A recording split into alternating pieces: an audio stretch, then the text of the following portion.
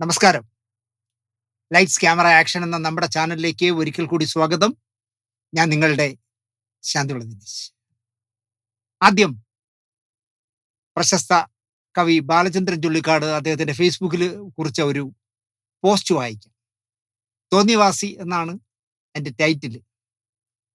MT Vasudevan Nair അദ്ദേഹത്തിന് തോന്നിയ പോലെ ജീവിച്ചു.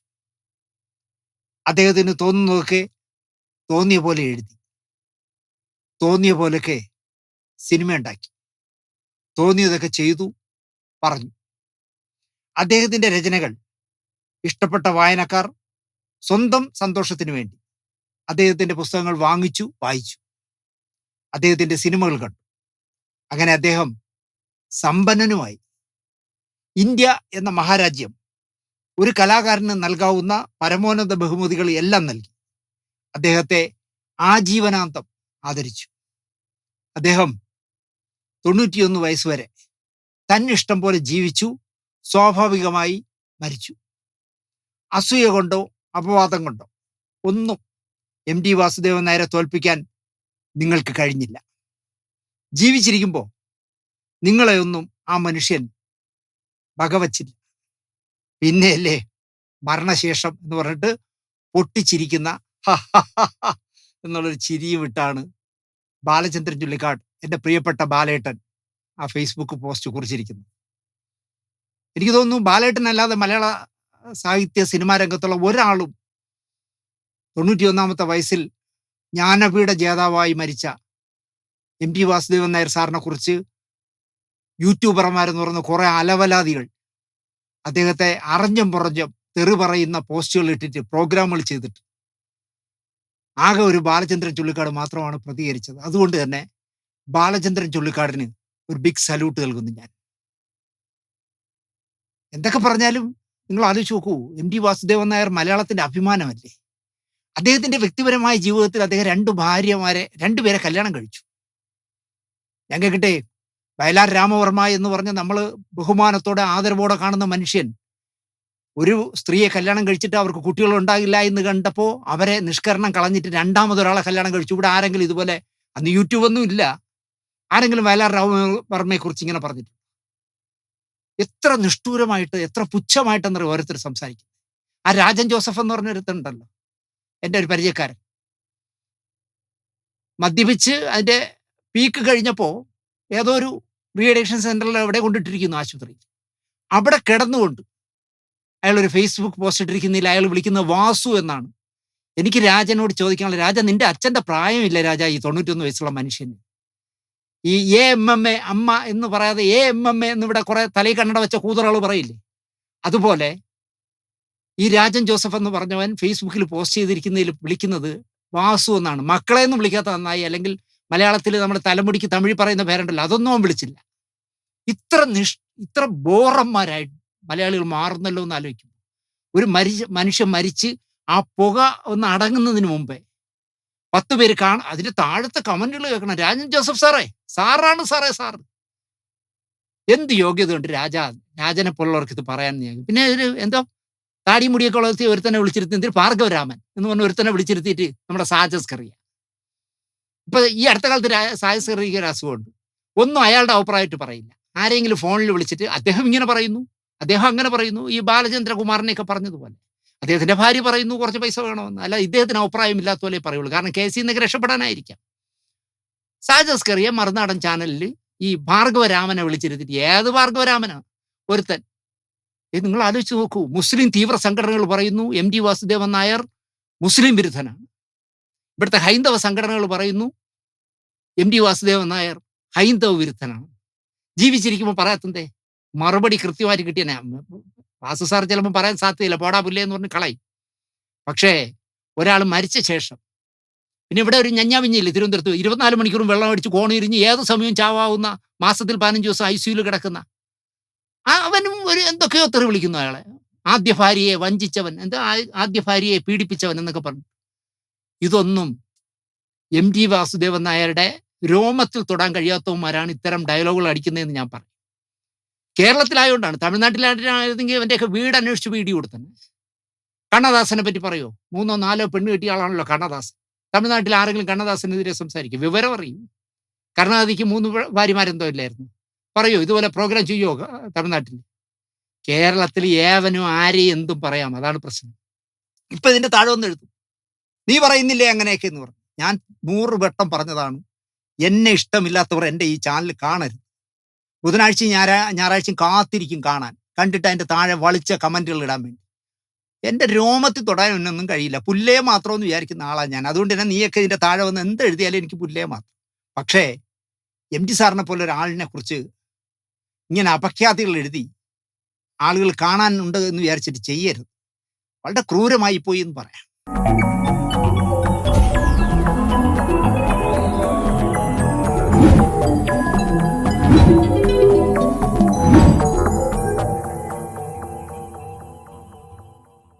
നമസ്കാരം. 91 വയസ്സിൽ ഒരു 10 ദിവസം മരണത്തോട് മല്ലടിച്ച് വിട പറഞ്ഞ എം ടി വാസുദേവൻ നായർ എന്ന് പറയുന്ന, എം ടി എന്നുള്ള 2 അക്ഷരം മതി. അദ്ദേഹം 2 വിവാഹം കഴിച്ചു. ആദ്യ ഭാര്യ പ്രമീള നായർ, അതിലൊരു മകളുണ്ട് സിത്താര, അമേരിക്കയിലാണ്. സിത്താര എന്ന് വിളിക്കാമോ എന്ന് എനിക്കറിയില്ല, ചേച്ചി എന്ന് വിളിക്കേണ്ടി വരാം, കാരണം എന്നെക്കാളും പ്രായമുണ്ടെന്ന് തോന്നുന്നു. കാരണം 91 വയസ്സെന്ന് പറയുമ്പോൾ അദ്ദേഹത്തിന്റെ മകൾക്ക് എന്തായാലും 60 മേളിൽ വയസ്സ് വരാം. എന്നാലും പരിചയമില്ലാത്തതുകൊണ്ട് സിത്താര എന്ന് പറയാം. 2ാമത്തെ ഭാര്യ കലാമണ്ഡലം സരസ്വതി, അവരുടെ മകള് അശ്വതി. അപ്പൊ ഇതില് പ്രമീള നായർ അവരുടെ ആത്മകഥാ അംശമുള്ള ഒരു ചെറിയ നോവൽ എഴുതി. കുറച്ച് പേജേ ഉള്ളൂ, 100 പേജ് പോലും ഇല്ല. അതിന്റെ ആമുഖത്തിൽ അവർ പറഞ്ഞിരിക്കുന്നത് തികച്ചും സാങ്കല്പികമായ ഒരു കഥയും കഥാപാത്രങ്ങളുമാണെന്ന് പറഞ്ഞിട്ടുണ്ട്. പക്ഷെ അത് വായിക്കുമ്പോൾ, ഈ 92 93 പേജുള്ള പുസ്തകം വായിക്കുമ്പോൾ നമുക്ക് മനസ്സിലാവും ഇത് അവരുടെ ദാമ്പത്യ ജീവിതത്തെക്കുറിച്ച് അല്ലെങ്കിൽ എം ടി സാറിനെ കുറിച്ചാണ് ഇത് ചെയ്തിരിക്കുന്നത് നമുക്ക് മനസ്സിലാവും. 97 പേജുണ്ട്. അതിന്റെ വില എത്രയാണെന്നോ ഒന്നും അറിയാൻ പറ്റുന്നില്ല. കാരണം എല്ലാം അതൊക്കെ നഷ്ടപ്പെട്ട ഒരു പുസ്തകത്തിൽ നിന്നാണ് ഞാൻ അവരുടെ ഈ ആത്മകഥ വായിച്ചത്. അപ്പോൾ ആ 97 പേജ് ഞാൻ ഒരു ഇരിപ്പിലിരുന്ന് വായിച്ചു. രസകരമാണ് വായിക്കാൻ. ആ പുസ്തകം വായിച്ചപ്പോൾ എനിക്ക് തോന്നിയൊരു കാര്യം, ഇപ്പൊ തന്നെ ഇവിടുത്തെ ഈ വൃത്തികെട്ട യൂട്യൂബർമാർ പറയുന്നൊരു കാര്യമുണ്ടല്ലോ, പ്രമീള നായർ മരിക്കാൻ കിടക്കുമ്പോൾ അവസാന നിമിഷം എം ടിയെ വാസുവേട്ടനെ ഒന്ന് കാണണമെന്ന് പറഞ്ഞിട്ട് അദ്ദേഹം പോയില്ല. എനിക്ക് ആ പുസ്തകം വായിച്ചു കഴിഞ്ഞപ്പോൾ എനിക്ക് തോന്നിയത്, ആത്മാഭിമാനമുള്ള ഒരു പുരുഷന് പോയി കാണാൻ പറ്റില്ല ഈ പുസ്തകം വായിച്ചാൽ. അപ്പൊ അത് എം ടി സാർ വായിച്ചിരിക്കും. ആ പുസ്തകത്തിൽ അദ്ദേഹത്തെ വിളിക്കുന്ന തെറി വായിച്ചാൽ സിത്താര എന്നോട് ദേഷ്യപ്പെടരുത്. അപ്പൊ അതില് അവരുടെ മധുവിധുവിനെ കുറിച്ച് കുറച്ച് ചാപ്റ്ററുകൾ ഞാൻ പറയാം. ഞങ്ങളുടെ മധുവിധു കന്യാകുമാരിയിലെ നക്ഷത്ര ഹോട്ടലിൽ ഹണിമൂൺ സൂട്ടുകൾ എന്ന് പറയുന്ന കടലിലേക്ക് കാഴ്ചയുള്ള മുറിയിലായിരുന്നു. മുറിയോളം തന്നെ വലിപ്പമുള്ള 2 കട്ടിൽ. ആരെയും തൊട്ടുകിടക്കുന്ന ശീലമില്ല ആർക്ക്? പ്രമീള നായർക്ക്. അതുകൊണ്ട് ഉറക്കം വന്നില്ല. വെറുതെ ജാലകത്തിലൂടെ തിരമാലകൾ പാറക്കെട്ടുകളിൽ വന്ന് തലതല്ലി നിലാവിൽ വെള്ളപ്പൂക്കൾ വിതർന്നത് നോക്കി നിന്നു. ഉറങ്ങിക്കിടക്കുന്ന ഭർത്താവിനെ ഉണർത്താതെ മറ്റേ കട്ടിലിൽ തലയണയെ കെട്ടിപ്പിടിച്ച് ഞാൻ കിടന്നു. ഹണിമൂണാണേ. എപ്പോഴാണ് ഉറങ്ങിയതെന്ന് എനിക്കറിയില്ല. ആരോ ഉണർത്തി. നേരം നല്ലവണ്ണം വെളുത്തിരിക്കുന്നു. ഭർത്താവ് പറഞ്ഞു, ഓ നല്ല ഭാര്യ തന്നെ, നീ എന്തിനാ കല്യാണം കഴിച്ചത്? നിനക്ക് ഭർത്താവിന് പകരം ഒരു തലയണ മതിയെന്ന് തോന്നുന്നു. തണുത്തപ്പോ അരികിലൊരാൾ ഉണ്ടല്ലോ എന്ന് വിചാരിച്ച് തപ്പി നോക്കുക. ആള് 1 നാഴിക ദൂരത്ത് തലയണിയും കെട്ടിപ്പിടിച്ച് കിടക്കുക. ചിരിക്കാതിരിക്കാൻ കഴിഞ്ഞില്ല എന്നാണ്, അതായത് എം ടിയുടെ ആ ഡയലോഗ് കേട്ടപ്പോൾ ചിരിക്കാതിരിക്കാൻ കഴിഞ്ഞില്ല എന്നാണ് അതിൽ പ്രമീള നായർ എഴുതിയിരിക്കുന്നത്. തീവണ്ടിയിലെ 1ാം ക്ലാസ് കൂപ്പുകളിലും മുസോറിയിലെ തടാക തീരങ്ങളിലും ദിവസങ്ങളോളം വിഹരിച്ചിരുന്നത് ഞങ്ങൾ തന്നെ ആയിരുന്നില്ലേ എന്ന് അവർ സ്വയം ചോദിക്കും. ഇതിൽ പ്രധാനമായ ഒരു കാര്യം, എം ടി സാറിനേക്കാളും 3 4 വയസ്സിന് മൂത്ത ആളായിരുന്നു പ്രമീള നായർ. അവരൊരു ട്യൂട്ടർ കോളേജിൽ, എം പി ട്യൂട്ടർ കോളേജിൽ ഒന്നിച്ച് അധ്യാപകരായിരുന്നു. വിവാഹം സാധാരണ പോലെ സന്ധ്യയ്ക്ക് വിളക്ക് കാണിക്കുവാൻ കോലായിൽ എത്തിയപ്പോഴാണ് കണ്ടത് ഒരാൾ മുറ്റത്ത് നിൽക്കുന്നു. സൂക്ഷിച്ചു നോക്കി, ദേവദാസ്. വാസുദേവൻ എന്നുള്ളത് വെച്ചിട്ടായിരിക്കും ദേവദാസ് എന്ന് എഴുതിയിരിക്കുന്നത്. ഞാൻ അറിയാതെ പറഞ്ഞു. ഏത് ഈ മുറ്റത്ത് നിൽക്കുന്ന ആളിനെ കണ്ടപ്പോൾ അറിയാതെ പറഞ്ഞു എന്ന് ദേവദാസ്. എന്താ ഈ നേരത്ത്? വരുമെന്ന് പറഞ്ഞിരുന്നില്ലല്ലോ. ഒന്നും മിണ്ടിയില്ല. കയറിയിരുന്നു. അച്ഛനുണ്ടോ? ഉണ്ടല്ലോ. വിളിക്കൂ. അച്ഛൻ വന്നു. ഞാൻ പരിചയപ്പെടുത്തി. ഞാൻ വന്ന കാര്യം പറയാം. I want to marry your daughter. അതായത് എനിക്ക് നിങ്ങളെ മകളെ ആവശ്യമുണ്ട്. വിവാഹം കഴിക്കാൻ താല്പര്യമുണ്ട് എന്നാണ് പറഞ്ഞത്. അച്ഛന് പരിഭ്രമം. ഞാൻ തരിച്ചു നിന്നു. I want to marry her tomorrow. അച്ഛൻ നിസ്സഹായനായി എന്നെ നോക്കി. എന്റെ പരിഭ്രമം പെട്ടെന്ന് നിന്നു. അച്ഛാ, എനിക്ക് ഈ മനുഷ്യനെ പരിചയമുണ്ട്. അടുത്തറിയാം. ഒരു ദിവസം കൊണ്ട് കാമുകന്മാർ ഭാര്യാഭർത്താക്കന്മാരായി മാറുന്നു. ഒരു ഭർത്താവിന്റെ നോട്ടത്തിന് വേണ്ടി തോർത്തെടുത്ത് വേഷ്ടിയിലിട്ട് അഭിനയിച്ചത് കൗതുകത്തോടെ ഞാൻ നോക്കുന്നു. ഇതിൽ രസം എന്താണെന്ന് ചോദിച്ചാൽ, ട്യൂട്ടർ കോളേജിൽ രണ്ടുപേരും പഠിപ്പിക്കുന്നതിനിടയിൽ ഒരു ദിവസം എം പി സാറിനോട് പ്രമീള നായർ പറയുന്നു, ഞാൻ വീട്ടിൽ നിന്ന് ഇറങ്ങിപ്പോന്നു. എനിക്ക് ഇനി വീട്ടിൽ കഴിയാൻ പറ്റില്ല. YMCA പോലുള്ള YWCA പോലുള്ള ഏതെങ്കിലും ഒരു സ്ഥലത്ത് എനിക്ക് റൂം എടുത്ത് തരണമെന്ന് പറഞ്ഞപ്പോഴാണ് വാസു സാറ് അതിനെന്തിനാ റൂം, എനിക്ക് എൻ്റെ വീടുണ്ടല്ലോ അവിടെ താമസിക്കാമെന്ന് പറഞ്ഞ് വിളിച്ചുകൊണ്ട് പോയതെന്ന് പറയുന്നു. എനിക്ക് അതിൻ്റെ ഡീറ്റെയിൽ അറിയില്ല. പക്ഷെ ഇവർ പറയുന്നു ഒരു സന്ധ്യയ്ക്ക് വന്ന് അച്ഛനോട് ചോദിച്ചു. മുസോറിയിൽ ഞങ്ങൾ കുറച്ച് ദിവസം അമ്മാവൻ്റെ അതിഥികളായിരുന്നു. രാത്രി വിറകിട്ട് കത്തിക്കുന്ന ഫയർ പ്ലേസിന് ചുറ്റുമിരുന്ന് തീ കായുമ്പോഴും ചില്ലിട്ട ജാലകത്തിലൂടെ താഴ്വരയിലെ പച്ചക്കാടുകളിൽ കാറ്റ് വീശുമ്പോഴുള്ള മഞ്ഞിന്റെ ചലനങ്ങൾ നോക്കി നിൽക്കുമ്പോഴും ഹൃദയത്തിൽ സന്തോഷമാണോ ഉണ്ടായിരുന്നത് അവർക്ക് ഉറപ്പില്ല.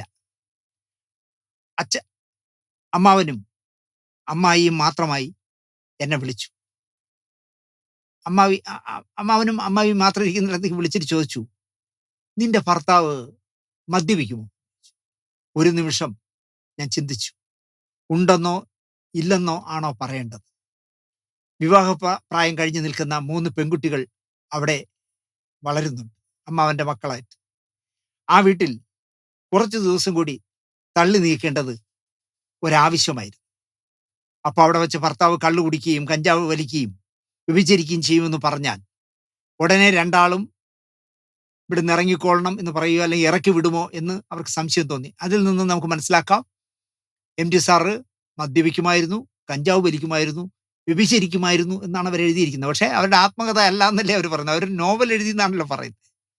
പെട്ടെന്ന് പറഞ്ഞു, എന്തോ ഞാനിതുവരെ കണ്ടിട്ടില്ല, മദ്യപിക്കുമെന്ന് എനിക്ക് അറിയില്ല എന്നാണ് അവർ പറഞ്ഞത്. അല്ല, മദ്യപിക്കുമെങ്കിൽ രാത്രി കുറച്ച് ബ്രാൻഡി കൊടുക്കാം, ഇവിടുത്തെ തണുപ്പിന് നല്ലതാണ് എന്ന് അമ്മാവൻ പറഞ്ഞു. അന്ന് രാത്രി തീ കാഞ്ഞുകൊണ്ടിരുന്നപ്പോൾ അമ്മാവന്റെ ഗ്ലാസിനൊപ്പം മറ്റൊന്നിലും മദ്യം പകർന്നു. രണ്ടാമത്തേതിൽ കഷ്ടിച്ച് 1 ഔൺസ് പോലും ഒഴിച്ചില്ല. അതിൽ നിറയെ സോഡയും ചേർത്തു. അമ്മാവൻ ചീഴ്സ് പറഞ്ഞു. രണ്ടുപേരും ഗ്ലാസ് മുട്ടിച്ചു, കുടിച്ചു. പുള്ളിയുടെ മുഖം കണ്ടപ്പോൾ ഞാൻ ചിരിയടക്കാൻ പാടുപെട്ടു. ഭക്ഷണം കഴിക്കാൻ നേരം തലയണയുടെ അടിയിൽ നിന്ന് ഒരു മുഴുവൻ കുപ്പിയെടുത്ത് 2 വലി വലിച്ചു. ഒറ്റ വലിയിൽ പകുതിയോളം അകത്താക്കി. എന്നിട്ട് എന്നോട് പറഞ്ഞു, നിന്റെ കിഴവൻ അമ്മാവനുണ്ടല്ലോ, ഒരു തുള്ളിയിൽ 4 ചെമ്പ് വെള്ളം ഒഴിച്ച് തരുന്ന പിശുക്കൻ, ഇത് കണ്ടോ, ഞാൻ അയാളുടെ മകനെ കൊണ്ട് വാങ്ങിപ്പിച്ച് ഒളിച്ചു വെച്ചതാ. എനിക്കൊന്നും പറയാനില്ലായിരുന്നു. രാത്രി അമ്മാവൻ കിടക്കുന്ന മുറിയിൽ വെച്ച് തന്നെയാണ് ഭക്ഷണം കഴിച്ചിരുന്നത്. ഞങ്ങൾ എല്ലാവരും ഡൈനിങ് ഹാളിൽ. വല്ലാതെ മദ്യം മണത്തപ്പോൾ അമ്മായി മകനെ തെറ്റിദ്ധരിച്ചു. അത് ഈ കുപ്പി വാങ്ങിച്ചോണ്ട് എടുത്തവനെ തെറ്റിദ്ധരിച്ചു. എന്താടാ അമ്പട്ടാ, നീ അച്ഛന്റെ ബ്രാൻഡി മുഴുവൻ കുടിച്ചോ? നിന്നെ വല്ലാതെ മണക്കുന്നുണ്ടല്ലോ എന്ന് പറഞ്ഞു. കുറ്റം സ്വയം ഏറ്റെടുത്തു അവൻ തല താഴ്ത്തിയിരുന്നു. വിരുന്നു വന്ന ഏട്ടനെ വിഷമിപ്പിക്കേണ്ട അല്ലെങ്കിൽ വില്ലനാക്കണ്ട എന്ന് അവൻ വിചാരിച്ചു. ഹിമാലയത്തിന് മുകളിലൂടെ മഞ്ഞു വീണ് കിടക്കുന്ന മലമ്പാതയിലൂടെയുള്ള ബസ് യാത്ര മറക്കാനാവാത്തതാണ്. ഗംഗാനദിയുമായി ചേരുന്ന ധാരാളം അരുവികൾ, ഇപ്പൊ താഴേക്ക് വീഴുമെന്ന് തോന്നിയിരിക്കുന്ന കൂറ്റൻ പാറക്കെട്ടുകൾ. താഴേക്ക് ഇറങ്ങി വരുമ്പോഴേക്കും തണുപ്പ് കുറഞ്ഞു കുറഞ്ഞ് ചൂടേറി വന്നു. ധാരാളം ഒട്ടകങ്ങൾ നടന്നു പോകുന്ന ഒരു ചെറിയ പട്ടണത്തിൽ നിന്നു. അപ്പോ ഒരു സ്ത്രീ കയറി. നല്ല സുന്ദരിയായ ഒരു പെൺകുട്ടി കയറി. അവൾ ഇരുന്നത് ദേവദാസിന്റെ അടുത്ത്. എനിക്കത് പിടിച്ചില്ല. മനസ്സിലാക്കിക്കൊള്ളൂ, പ്രമീള നായർ എഴുതുമ്പോൾ അവർ തന്നെ പറയുന്നു, ഒരു പെൺകുട്ടി ബസ്സിൽ ദേവദാസിന്റെ അടുത്ത് വന്നിരുന്നത് എനിക്ക് പിടിച്ചില്ല എന്ന്. ഡൽഹിയിൽ എത്തിയപ്പോൾ അവരെങ്ങോ മറഞ്ഞു. ഡൽഹിയിൽ എത്തിയപ്പോൾ ആ പെൺകുട്ടി ഇറങ്ങിപ്പോയി. ഹോട്ടലിൽ എത്തിയപ്പോൾ ദേവദാസ് പറഞ്ഞു, ബസ്സിലിരുന്ന ആ സ്ത്രീയില്ലേ, ഒരു 1-ാം ക്ലാസ് ചരക്കാണ്. നീ എൻ്റെ കൂടെ ഇല്ലായിരുന്നെങ്കിൽ ഞാൻ രാത്രി ഊട്ടിന് വിളിച്ചേനെ. രാവിലെ 10 രൂപയും കൊടുത്ത് ഇറക്കി വിടുകയും ചെയ്യുമായിരുന്നു. എനിക്ക് ചിരി വന്നില്ല, ദുഃഖം തോന്നി. ഈ ഭർത്താവ് എന്ന് പറയുന്ന മനുഷ്യന് ഒരുപാട് മുഖങ്ങളുണ്ടെന്ന് ഞാൻ പതുക്കെ മനസ്സിലാക്കി തുടങ്ങുകയാണോ? ജീവിതത്തിൽ ആദ്യമായി എനിക്ക് സാഹിത്യത്തിൽ കമ്പമുണ്ടെന്ന് എഴുത്തുകാരനെ ഞാൻ ഡൽഹിയിൽ വെച്ചാണ് അദ്ദേഹത്തെ കാണുന്നത്.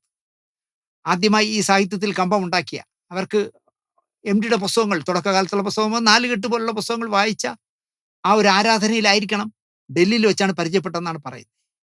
അയാൾ എഴുതിയ നോവൽ വായിച്ച് ഞാൻ ദിവസങ്ങളോളം കരഞ്ഞിട്ടുണ്ട്. സ്നേഹിച്ച കാമുകനിൽ നിന്നും ഗർഭം ധരിച്ച കാമുകി, തന്നെ ഉപേക്ഷിച്ചു പോയ കാമുകനെ കാത്തിരിക്കുന്ന ദിവസങ്ങളെപ്പറ്റി ഓർത്തോർത്ത് സ്വയം വേദനിച്ചിട്ടുണ്ട്. അവളുടെ വേദന സ്വയം ഏറ്റെടുത്ത് അനുഭവിച്ചിട്ടുണ്ട്. ഒരിക്കൽ ഈ എഴുത്തുകാരനെ ഒന്ന് കാണുവാൻ വേണ്ടി ആരും അറിയാതെ എൻ്റെ ബന്ധുവായ ഒരാളോട് ഞാൻ യാചിച്ചു, ചേട്ടാ എനിക്ക് അയാളെ ഒന്ന് കാണിച്ചു തരൂ, അതിനുവേണ്ടി ഞാൻ എവിടെ വേണമെങ്കിലും വരാം. ശുണ്ഠിയെടുത്ത ചേട്ടൻ അമ്മയോട് വിളിച്ചു പറഞ്ഞു, അമ്മായി ഈ പെണ്ണിനെ സൂക്ഷിക്കണം, വല്ല എഴുത്തുകാരുടെയും കൂടെ ഒളിച്ചു പോയേക്കാം. അവർ ഒളിച്ചു പോയി, കാരണം അവർ വീട്ടിൽ നിന്ന് പിണങ്ങി പോവുകയും YWCAയിലെങ്കിലും എനിക്ക് റൂം എടുത്ത് തരുമോ എന്ന് ചോദിച്ചപ്പോൾ കൂടെ പഠിപ്പിച്ചിരുന്ന അധ്യാപകനായ MT, എന്തിനാ YWCയിലൊക്കെ പോകുന്നത്, എൻ്റെ വീട്ടിൽ താമസിക്കാമെന്ന് പറഞ്ഞു എന്ന് അവർ തന്നെ പറയുന്നുണ്ട്. തിരക്ക് തീ കൊളുത്തിയ ഒരു 2 ഡൈനാമിറ്റുകൾ, തിരക്ക് തീ കൊളുത്തിയ 2 ഡൈനാമിറ്റ് എന്നാണ് പറഞ്ഞത്. ഭാര്യയും ഭർത്താവിനെയും അവർ പറയുകയാണ്. ഒരു മേൽക്കൂരയ്ക്ക് കീഴിൽ നിശബ്ദം നിഴലുകൾ പോലെ നീങ്ങുന്നു. ദിനകൃത്യങ്ങൾ ചെയ്യുന്നു, ജീവിക്കുന്നു. രാവിലെ ഫോൺ അടിച്ചു. അയാളാണ് എടുത്തത്, അയാള് ഭർത്താവ്. പക്ഷേ എന്നെയാണ് ഫോണിൽ വിളിച്ച ആള് ആവശ്യപ്പെട്ടത്. അത് തീപ്പുരിയിൽ വീഴുന്ന കാറ്റായി മാറി. എൻ്റെ കയ്യിലെ ഫോൺ തട്ടിമാറ്റി. ഇതെൻ്റെ ഫോണാണ്, വല്ലവനും നിന്നെ വിളിക്കുവാനുള്ളതല്ല എന്ന് ഭർത്താവ് പറഞ്ഞു, അല്ലെങ്കിൽ ഈ ദേവദാസ് പറഞ്ഞു എന്നാണ് അവരെഴുതിയിരിക്കുന്നത്. എനിക്ക് രോഷം ഇരമ്പിക്കയറി. ഫോണിൽ കൂടി സംസാരിക്കാൻ മാത്രമല്ലേ പറ്റൂ, മറ്റൊന്നും ചെയ്യാൻ പറ്റില്ലല്ലോ എന്ന് ഞാൻ മറുപടി പറഞ്ഞു. ഫോണെന്നല്ല, ഒന്നും തുടരരുത്, ഇവിടെ നിൽക്കരുത്, നിങ്ങളെ എനിക്ക് വെറുപ്പാണ്, ഇവിടെ നിന്നും ഇറങ്ങിപ്പോകണം.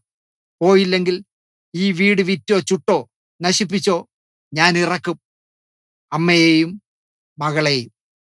ഡ്രൈവർ, വേലക്കാർ എല്ലാവരും സ്തബ്ധരായി കേട്ടുന്നു. കുറേ കാലത്തേക്കെങ്കിലും പിരിഞ്ഞിരിക്കുന്നതാണ് നല്ലത് എന്ന് സുഹൃത്തുക്കൾ ഉപദേശിച്ചു.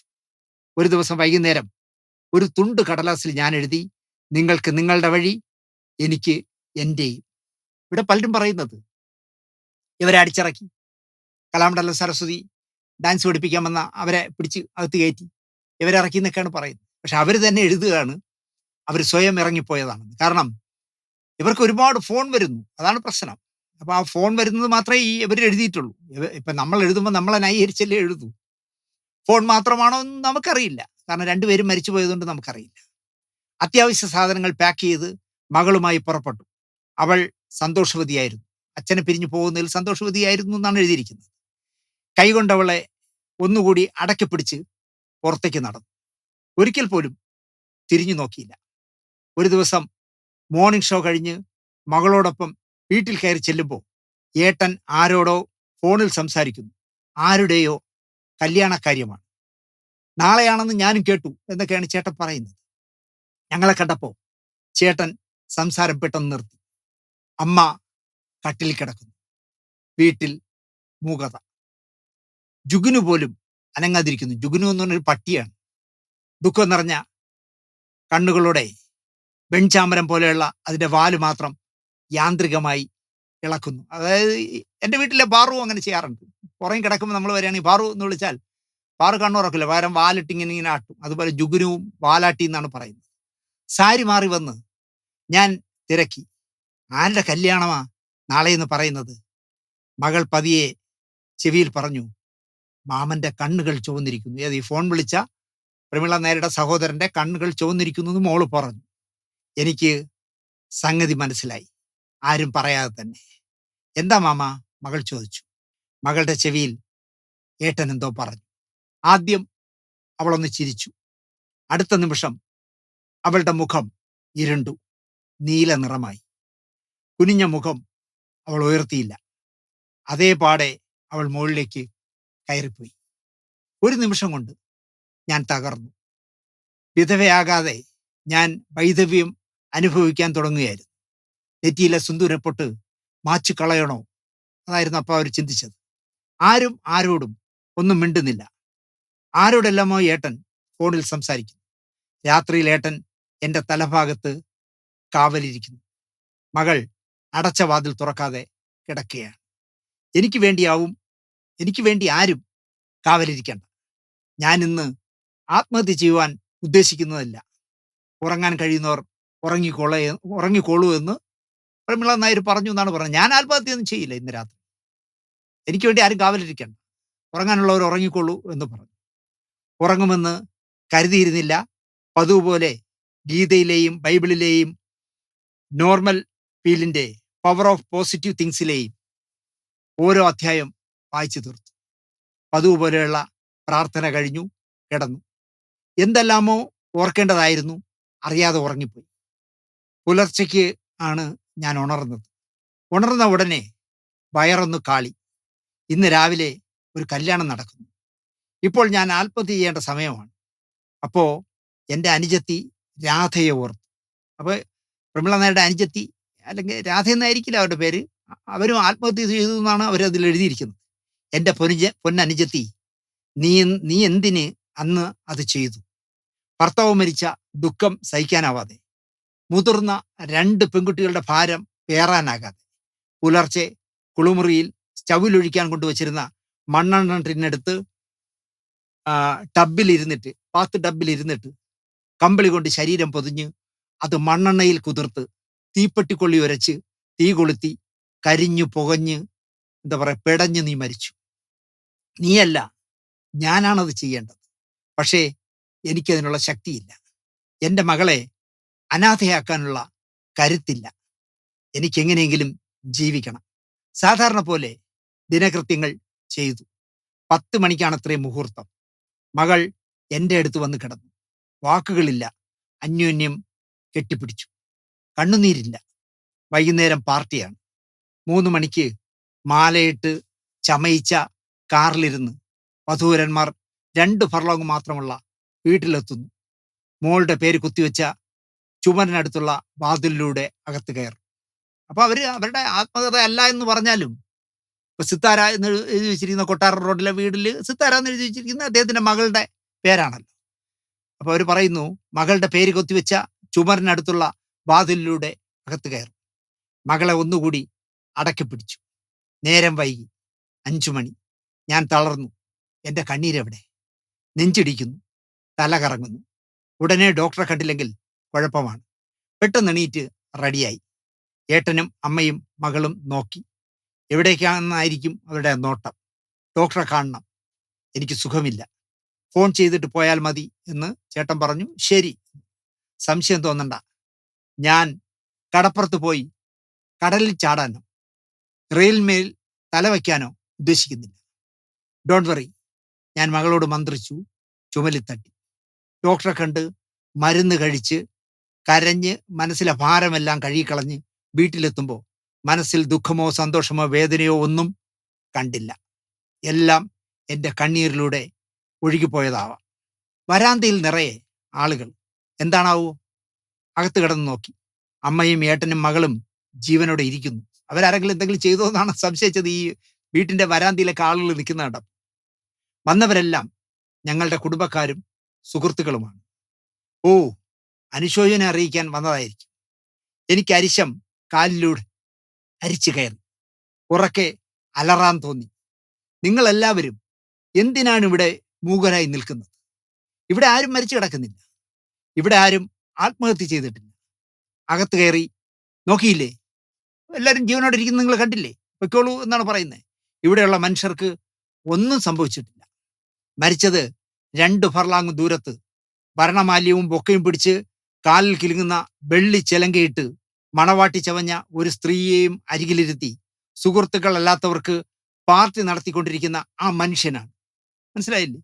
അതായത് എം ടി വാസുദേവൻ നായർ സാറിന്റെയും സരസ്വതി ടീച്ചറുടെയും വിവാഹം കഴിഞ്ഞ അതിനെപ്പറ്റി ഇവർ പറയുകയാണ്.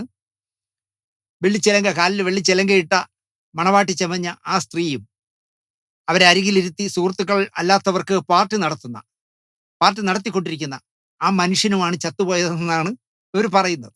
ഞാൻ ചോദിക്കുന്നത്, ഇങ്ങനെ എഴുതുന്ന ഒരാള് അവസാനമായി എനിക്കൊന്ന് കാണണം എന്ന് പറഞ്ഞാൽ ഇപ്പോ MTയെ ചീത്ത വിളിക്കുന്ന ദ്രോഹികൾ പോയി കാണുമോ എന്നാണ് എനിക്ക് ചോദിക്കുന്നത്. നിങ്ങളെയാണ് ഇങ്ങനെ പറയുന്നതെങ്കിൽ നിങ്ങൾ പോയി കാണുമോ എന്നാണ് ഞാൻ ചോദിക്കുന്നത്.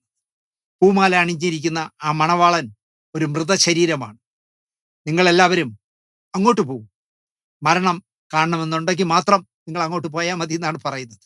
മരിച്ചുകൊണ്ട് ജീവിക്കുന്നത് കാണണമെങ്കിൽ അവിടെ പോയി കാണൂ, എനിക്കിവിടെ വിട എന്നാണ് അവർ ആ കാര്യത്തെക്കുറിച്ച് പറയുന്നത്.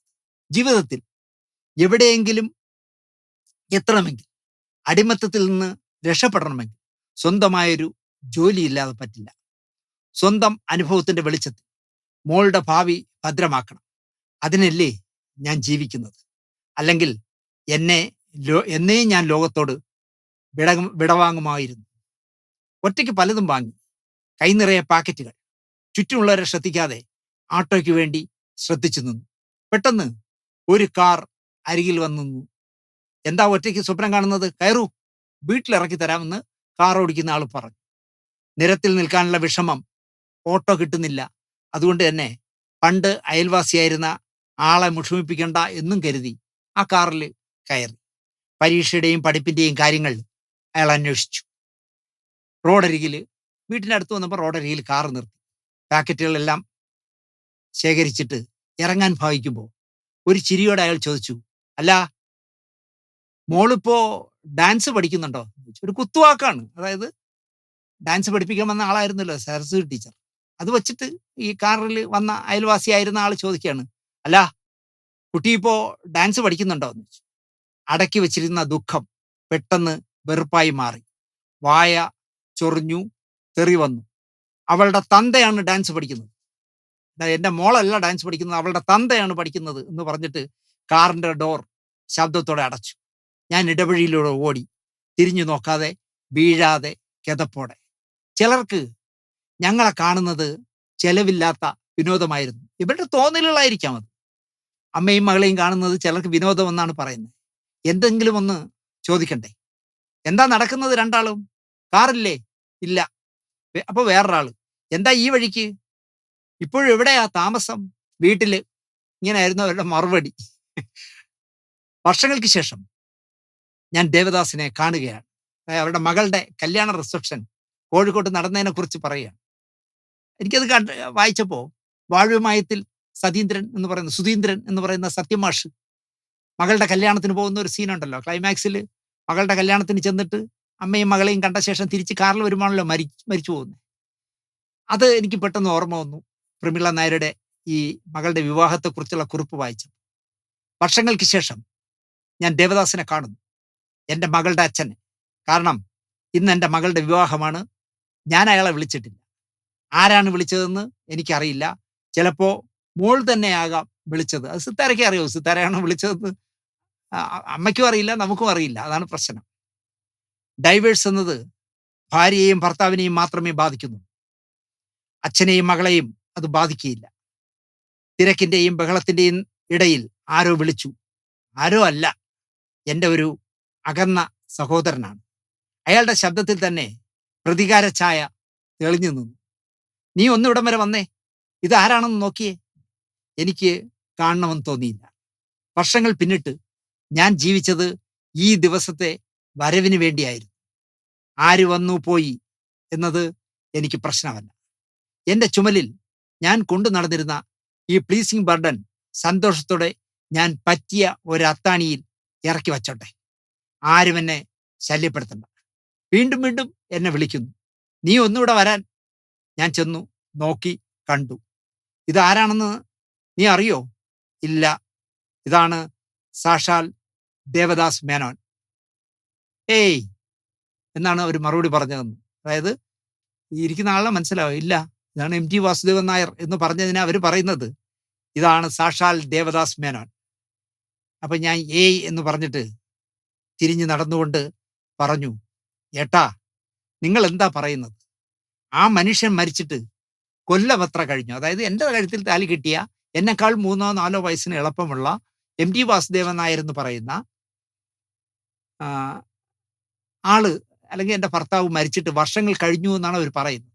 അങ്ങനെ പറയുന്ന പുസ്തകം എഴുതിയിട്ട്, അല്ലെങ്കിൽ അങ്ങനെ പറയുന്ന രീതിയിൽ പെരുമാറിയിട്ട് ജീവിതത്തിന്റെ അവസാന റീലോടുമ്പോൾ എനിക്ക് വാസുവേട്ടനെ ഒന്ന് കാണണം, അല്ലെങ്കിൽ വാസുദേവനെ ഒന്ന് കാണണം എന്ന് പറഞ്ഞാൽ ആത്മാഭിമാനമുള്ള ഒരാൾ പോകുമെന്ന് എനിക്ക് തോന്നില്ല. പിന്നെ ഈ യൂട്യൂബർമാർ, ഈ വൃത്തികെട്ട യൂട്യൂബർമാർ പോകുമായിരിക്കും.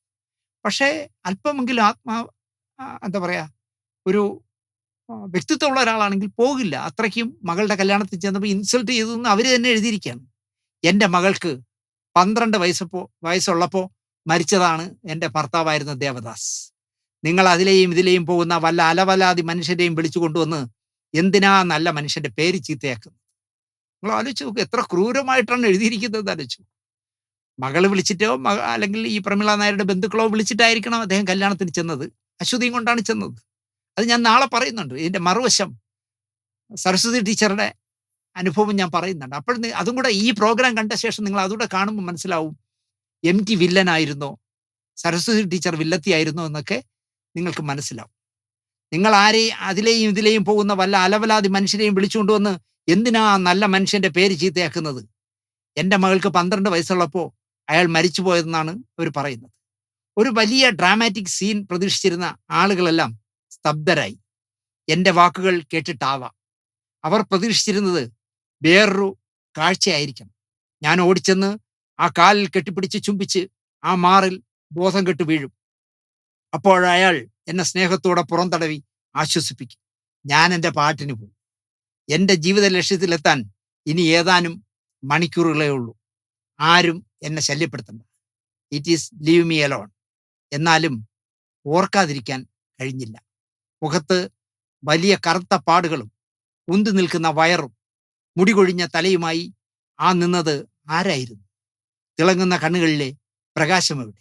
അപ്പോൾ അദ്ദേഹം ഇവരുമായിട്ടുള്ള ദാമ്പത്യ ജീവിതത്തിൽ പ്രശ്നങ്ങൾ ഉണ്ടാവുകയും അപാരമായ മദ്യപാനിയാവുകയും മാറുകയും മരണത്തിന്റെ വക്കുവരെ എത്തിയിട്ട് രക്ഷപ്പെട്ട ആളാണ്. അപ്പോൾ എം ടി സാറിന്റെ ചാമിങ് എല്ലാം പോയി എന്നാണ് ഇവർ പറയുന്നത്. മുഖത്ത് വലിയ പാടുകളും ഉന്തി നിൽക്കുന്ന വയറും മുടികൊഴിഞ്ഞ തലയുമായി ആ നിന്നത് ആരായിരുന്നു? തിളങ്ങുന്ന കണ്ണുകളിലെ പ്രകാശം എവിടെയെന്ന് ചോദിക്കുന്നു. അപ്പൊ ഇതെല്ലാം നഷ്ടപ്പെട്ടു എന്നാണ് പറയുന്നത്. എം ടിക്ക് നഷ്ടപ്പെട്ടു എന്നാണ് പറയുന്നത്. ഇതേ മനുഷ്യൻ തന്നെ ആയിരുന്നു ഇരുമ്പ് പോലെ ഉറച്ച ശരീരം കൊണ്ട് എന്നെ പൊക്കിയെടുത്തിരുന്നത്. ചെന്തെങ്ങിന്റെ ഓലത്തുമ്പുകൾ മുട്ടിയിരുമുന്ന ടെറസിൽ പാതിരായ്ക്ക് ഉറങ്ങുന്ന എന്നെ വിളിച്ചുണർത്തി മകളെ ഉണർത്താതെ പകലത്തെ സൂര്യസ്നാനത്തിന് പകരം രാത്രിയിലെ ചന്ദ്രസ്നാനമാണ് ഉത്തമമെന്ന് പറഞ്ഞ് നീണ്ടു നിവർന്ന് നിലാവത്ത് കിടക്കാറുള്ളത്. എന്നിട്ട് എനിക്ക് കേൾക്കാൻ ചൊല്ലിത്തന്ന പ്രേമ കവിതയുടെ ഈരടികൾ. ആശ്വാസത്തോടെ ദീർഘമായൊന്ന് നിശ്വസിക്കട്ടെ. വിവാഹ തിരക്കിന് ശേഷം ഞാൻ നീണ്ടു നിവർന്ന് ഇരുന്നു. സംസാരിക്കാൻ വാക്കുകളില്ല.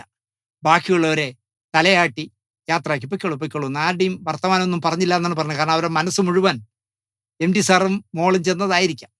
വീണ്ടും ഞാൻ എൻ്റെ മാത്രമായ നാൽക്കവലയിൽ എത്തി നിൽക്കുന്നു. 3 വഴികൾ മുന്നേ തന്നെ കണ്ടുവച്ചതാണ്. വിദേശത്തെ അനുജത്തിയുടെ അരികിൽ, അല്ലെങ്കിൽ ചെഷെയർ ഹോമിൽ, അല്ലെങ്കിൽ മഞ്ഞണിഞ്ഞ താഴ്വരയിൽ കൊച്ചു വീട്ടിൽ പൂക്കുലകൾ വളർത്തി മോടി പിടിപ്പിച്ച് എൻ്റെ കയ്യം പിടിച്ച് അതിലേക്ക് എന്നെ ആനയിക്കാനായി കാത്തു നിൽക്കുന്ന എൻ്റെ മകൻ്റെ അരികിലേക്ക്. ഇതിലെല്ലാറ്റിലും ഉപരിയായി പ്രതീക്ഷിക്കാതിരിക്കുമ്പോൾ വിഷക്കാരൻ്റെ പാത്രത്തിൽ വീഴുന്ന സ്വർണ്ണ നാണയം പോലെ അമൂല്യമായ ഒരു ഭൂലോകത്തിലുള്ള സ്നേഹം മുഴുവൻ തൻ്റെ ഹൃദയത്തിൽ ഒതുക്കി അത് മുഴുവനായും എനിക്ക് സമർപ്പിക്കുവാൻ ഇരുണ്ട ഇടനാഴിയുടെ അറ്റത്ത് എൻ്റെ കാലച്ച് കേൾക്കുന്നുവോ എന്ന് പ്രതീക്ഷിച്ച് കാത്തിരിക്കുന്ന തിളങ്ങുന്ന കണ്ണുകളുള്ള ചെറുപ്പക്കാരൻ്റെ അരികിലേക്ക്, എൻ്റെ സെൽഫിൻ്റെ ലിബറേഷനിലേക്ക്, ആത്മമോചനത്തിലേക്ക് എന്ന് പറഞ്ഞാണ് അവർ അവരുടെ 197 പേജുള്ള പുസ്തകം, അവരുടെ ആത്മകഥാംശമുള്ള പുസ്തകം അവസാനിപ്പിക്കുന്നത്. അത് ആ, മറുനാടൻ സാജനോ ആരോ പറയുന്നത് കേട്ടു, പ്രമിള നായരുടെ ആത്മകഥ ഒന്നും കിട്ടുന്നില്ല, പൂർണ്ണ പബ്ലിക്കേഷനാണ് ഇറക്കിയിരുന്നത്, പക്ഷെ അവിടെ എല്ലാം വിറ്റുപോയി. അപ്പോൾ ഞാൻ ഈ പുസ്തകം അന്വേഷിച്ചിട്ട് കിട്ടിയില്ല എന്നാണ് സാജസ്കറിയ പറയുന്നത്. പക്ഷേ ഈ 97 പേജുള്ള നഷ്ടബോധങ്ങൾ എന്ന് പറഞ്ഞ പ്രമിള നായർ എഴുതിയ പുസ്തകം അൽഹുദ ബുക്സ് എന്ന് പറഞ്ഞ മാജിക് ബസാർ, മസ്ജിദ് ബസാർ കോഴിക്കോട് എന്നുള്ള പ്രസിദ്ധീകരണശാലയാണ് 50 വർഷം മുമ്പ് ഇറക്കിയത്. എനിക്ക് ആ പുസ്തകത്തിൽ അവർ എനിക്ക് നന്ദി രേഖപ്പെടുത്താനുള്ളത് BBC-യോടും വേണുവിനോടുമാണെന്ന് അവർ പറഞ്ഞിട്ടുണ്ട്. പക്ഷേ ആ പുസ്തകം എന്ന് പ്രിന്റ് ചെയ്തെന്നോ അതിൻ്റെ കവറോ ഒന്നും ഇതിലില്ല. അല്ലാതെ ബൈൻഡ് ചെയ്ത പുസ്തകമാണ് എൻ്റെ കയ്യിലുള്ളത്. ഈ പുസ്തകം വായിച്ചപ്പോൾ ഞാനതിലെ പ്രധാന പോയിന്റുകൾ മാത്രമേ പറഞ്ഞു. ഒരു കാലത്തും മലയാളത്തിൻ്റെ പ്രിയപ്പെട്ട MTയെ ഇവർ അംഗീകരിച്ചിരുന്നില്ല എന്ന് അവർ തന്നെ എഴുതി വച്ചിരിക്കുന്നു. പക്ഷെ നമ്മുടെ പത്രങ്ങളും യൂട്യൂബർമാരും ഒക്കെ പറയുന്നത് MT വാസുദേവൻ നായർ MT ആയത് പ്രമീള നായർ വഴിയാണ്. അവർ ട്രാൻസ്ലേറ്റ് ചെയ്ത് അദ്ദേഹത്തിൻ്റെ പുസ്തകങ്ങളെ മറ്റു ഭാഷകളിലേക്കും ഇംഗ്ലീഷിലുമൊക്കെ ട്രാൻസ്ലേറ്റ് ചെയ്തതുകൊണ്ടാണ് MTയെ ലോകമറിഞ്ഞത് എന്നാണ്. എനിക്ക് ഈ പുസ്തകം വായിച്ചു കഴിഞ്ഞപ്പോൾ എനിക്ക് തോന്നി ഒരു പൈങ്കിളി പുസ്തകം പോലെ തോന്നി. ഒരു ക്വാളിറ്റി ഇല്ലാത്തൊരു പുസ്തകമാണ് ഈ പറയുന്ന പ്രമീള നായരുടെ ഈ പുസ്തകം. 2, MT വാസുദേവൻ നായരെ വളർത്തിയെടുത്ത് വലുതാക്കിയത് ഇവരാണെങ്കിൽ MTയായിട്ട് ബന്ധം വേർപിരിഞ്ഞ ശേഷം മറ്റുള്ളവരുടെ ആരുടെയെങ്കിലുമൊക്കെ ഒരുപാട് എഴുത്തുകാർ ഇവിടെ ഇല്ലായിരുന്നു. അവരുടെ പുസ്തകങ്ങൾ ട്രാൻസ്ലേറ്റ് ചെയ്ത് ഇവരെന്താ പ്രശസ്തയാകാത്തത്? എനിക്ക് മനസ്സിലാവുന്നില്ല. അതുപോലെ തന്നെ നമ്മൾ നാലുകെട്ട് എന്ന് എന്തിനാ പറഞ്ഞുകൊണ്ടിരിക്കുന്നത്? ഇവിടെ 2-ാം ഊഴം അടക്കം എത്രയോ പുസ്തകങ്ങൾ അദ്ദേഹം എഴുതിയത്, എത്രയോ മനോഹരമായ തിരക്കഥകൾ എഴുതിയത് പ്രമീള നായരുമായിട്ടുള്ള ബന്ധം വിച്ഛേദിച്ച ശേഷം, അല്ലെങ്കിൽ കലാമണ്ഡലം സരസ്വതി ടീച്ചറെ കല്യാണം കഴിച്ച ശേഷം. എന്തുകൊണ്ട് കേരളത്തിലെ പത്രക്കാരായാലും ചില പത്രക്കാർ, ഞരമ്പ് രോഗികളായ ചില പത്രക്കാരും ഞരമ്പ് രോഗം മാത്രമുള്ള യൂട്യൂബർമാരും എന്തുകൊണ്ട് ഈ വഴി ആലോചിക്കുന്നില്ല? എല്ലാവരും പറയുകയാണ് പ്രമീള നായരാണ് MTയെ വളർത്തിയത് കേട്ടോ. എന്നാൽ MTയുമായിട്ട് ബന്ധം പിരിഞ്ഞ ശേഷം അവരാരെങ്കിലും വളർത്താത്തത്? എന്തിന് ഈ മനുഷ്യൻ ഇങ്ങനെ ക്രൂരമായി കൊല്ലാക്കൊല്ല ചെയ്യുന്നു എന്ന് എനിക്ക് മനസ്സിലാവും. അത് മരിച്ച ശേഷം, മരിക്കും മുമ്പായിരുന്നെങ്കിൽ വിവരം അറിഞ്ഞാനെ.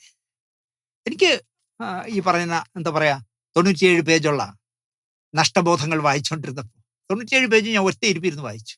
എനിക്ക് തോന്നിയത് അതാണ്, ഒരു ക്വാളിറ്റി ഉള്ള പുസ്തകമല്ല. വെറുതെ MTയെ ചീത്ത വിളിക്കാൻ, അല്ലെങ്കിൽ സരസ്വതി ടീച്ചറെ ചീത്ത വിളിക്കാൻ വേണ്ടി മാത്രം ഉണ്ടാക്കിയ ആത്മകഥാംശമുള്ള ഒരു പുസ്തകം. ദേവദാസ് മേനോൻ എന്ന് പറഞ്ഞിട്ട് MT വാസുദേവൻ നായരെ തെറി വിളിക്കാൻ ഉണ്ടാക്കിയ ഒരു പുസ്തകം. അതിനൊരു നിലവാരം വേണ്ടേ? അതൊന്നുമില്ല. ഒരു 3-ാം കിട പുസ്തകം. അവരും മരിച്ചു പോയതുകൊണ്ട് നമ്മൾ കൂടുതൽ പറയുന്നത് ശരിയല്ല. പിന്നെ സിത്താര അമേരിക്കയിലാണ്. ഞാൻ നേരത്തെ പറഞ്ഞ പോലെ സിത്താരെ ചേച്ചി എന്ന് വിളിക്കണമെന്ന് പോലും എനിക്ക് സംശയമുണ്ട്. അവരുടെ ഇപ്പോഴത്തെ പടമൊക്കെ കണ്ടപ്പോൾ നല്ല ഡൈയൊന്നും അടിക്കാതെ നരച്ച മുടിയൊക്കെ ആയിട്ട് വളരെ ഹാപ്പി ആയിട്ടിരിക്കുന്നു. ഇവിടെ വേണമെങ്കിൽ പറയാവുന്ന ഒരു കാര്യം പറയാം. MT സാറ് അവരുമായിട്ടുള്ള ബന്ധം, പ്രമീള നായരുമായിട്ടുള്ള ബന്ധം വേർപെടുത്തി കലാമണ്ഡലം സരസ്വതി ടീച്ചറെ കല്യാണം കഴിച്ചു. അതിലൊരു പെൺകുട്ടി ആയ ശേഷവും അദ്ദേഹത്തിന് വേണമെങ്കിൽ ആ വീട്ടിലെ പേര് മാറ്റാമല്ലോ. വീട്ടുപേര് ദാമ്പത്യ ജീവിതത്തിൽ പ്രശ്നം ഉണ്ടാവും, അതുകൊണ്ട് ഇത് വേണ്ട എന്ന് പറഞ്ഞ് സിത്താര എന്നുള്ള പേരെടുത്ത് മാറ്റിക്കൂടെ? അദ്ദേഹം അത് ചെയ്തില്ല. അദ്ദേഹം അമേരിക്കയിൽ ചെല്ലുമ്പോഴൊക്കെ മകളോടൊപ്പം സന്തോഷമായി കഴിഞ്ഞിട്ടുണ്ടെന്ന് അദ്ദേഹവുമായിട്ട് മാനസികമായ അടുപ്പമുള്ള ഒരുപാട് പേർ, കവി കിളിമാനൂർ മധു അടക്കം ഒരുപാട് പേർ എന്നോട് പറഞ്ഞു, ദിനേശേ, ഈ ഇവിടെ പുറം ലോകം പറയുന്ന പോലെയല്ല, സിത്താരയെ പൊന്നു പോലെയാണ് അദ്ദേഹം സ്നേഹിക്കുന്നത്, അവർക്കും അച്ഛനെ വലിയ ഇഷ്ടമാണ്. അതുപോലെ തന്നെ ജീവിതത്തിൽ പ്രായമേറി വരുന്നു എന്ന് കണ്ടപ്പോൾ അദ്ദേഹം സിത്താരയുമായിട്ടും അശ്വതിയുമായിട്ടും എന്തൊക്കെയാണ് ഞാൻ നിങ്ങൾക്ക് വീതം വെച്ച് തരേണ്ടത് എന്ന് ചർച്ച ചെയ്തു എന്ന് പറയുന്നു. എനിക്ക് എത്ര ശരിയെന്നുണ്ട്. എൻ്റെ കിളിമാനൂർ മധു പറഞ്ഞതാണ്. കാരണം കിളിമാനൂർ മധുവാണ് വർഷങ്ങളോളം MT സാറിൻ്റെ നിഴലുപോലെ കൂടെ നടന്നത്. തിരുവനന്തപുരത്തുകാരനാണെങ്കിലും പുള്ളി ഇവിടെയാണ് താമസിക്കുന്നതെങ്കിലും പുള്ളി കോഴിക്കോട്ടായിരുന്നു സ്ഥിരം. അദ്ദേഹത്തിൻ്റെ ഫ്ലാറ്റിലായിരുന്നു താമസിച്ചിരുന്നത്. അപ്പോൾ കിളിമാനൂർ മധു എന്നോട് പറഞ്ഞത്, എന്തൊക്കെ സിത്താരയ്ക്ക് വേണം, എന്തൊക്കെ അശ്വതിക്ക് വേണമെന്ന് അദ്ദേഹം ചോദിക്കുകയും, എനിക്ക് അച്ഛൻ്റെ 1 രൂപ പോലും വേണ്ട, കാരണം ഞാൻ നല്ല മോശമല്ലാത്ത ഭീമമായ ശമ്പളം വാങ്ങുന്ന ഉദ്യോഗമുള്ള ആളാണ്, എൻ്റെ ഭർത്താവിനും വലിയ ശമ്പളമുണ്ട്, ഞങ്ങളുടെ 2 പേരുടെ ശമ്പളത്തിൻ്റെ പകുതി പോലും ചെലവാക്കാനില്ല, ബാക്കി മുഴുവൻ ഇങ്ങനെ ഡിപ്പോസിറ്റ് ആയിക്കൊണ്ടിരിക്കുന്നുണ്ട്, അച്ഛൻ്റെ 1 രൂപ പോലും എനിക്ക് വേണ്ട, എല്ലാ പുസ്തകങ്ങളുടെ റൈറ്റും അച്ഛൻ്റെ എല്ലാ സമ്പാദ്യവും എൻ്റെ അനുജത്തിക്ക് കൊടുത്തേക്കൂ എന്ന് വിശാലമായി സംസാരിച്ച ആളാണ് സിത്താര. എൻ്റെ കിളിമാനൂർ മധു പറഞ്ഞു. ഇപ്പൊ തന്നെ നമ്മുടെ ഒടിയൻ ചെയ്ത ശിവകുമാറില്ലേ, അയാളൊരു തരികിട കാണിച്ചാണല്ലോ ആ പ്രോജക്റ്റ് നടക്കാതെ പോയത്. രണ്ടാം മുഴം സിനിമയാക്കാനായിട്ട് 1000 കോടി രൂപ എന്തോ മുടക്കി ചെയ്യാനായിട്ട് ആരൊക്കെ ഒപ്പിച്ചെടുത്താണ്. പക്ഷെ നേരെ നേരെ അല്ലാത്തതുകൊണ്ട് തരികിട ആയതുകൊണ്ടാണ് അത് പൊളിഞ്ഞു പോയത്. പക്ഷേ അതിന്റെ മലയാളത്തിലും ഇംഗ്ലീഷിലും സ്ക്രിപ്റ്റ് എം.ടി. സാർ എഴുതി കൊടുത്തത് 10 കോടി രൂപയ്ക്കാണെന്ന് പറയുന്നു. 10 കോടി. ഇവിടെ എം.ടി. സാറിനെ തെറി വിളിക്കുന്നവന്മാർ, ഈ പറയുന്ന യൂട്യൂബർ എന്ന് പറഞ്ഞ് നടക്കുന്ന കുറെ അലവലാദികൾ എന്തെല്ലാം തെറി വിളിച്ചാലും മലയാളത്തിൽ വേറൊരു തിരക്കഥാകൃത്തിന് 10 കോടി രൂപ വാങ്ങിക്കാൻ കഴിയും. നിങ്ങൾ ആലോചിച്ച് നോക്കിയേ. അതിന് പകരം പറയുന്നത് വടക്കം പാട്ടിലെ ചന്തുവിനെ മറിച്ചിട്ടു, തിരിച്ചിട്ടു, ഭീമനെ അങ്ങോട്ടാക്കി ഇങ്ങോട്ടാക്കി എന്നൊക്കെ പറഞ്ഞ് എന്തൊക്കെയോ യൂട്യൂബിൽ ചർച്ച ചെയ്യുന്നു ഈ ഭാർഗവരാമന്മാർ.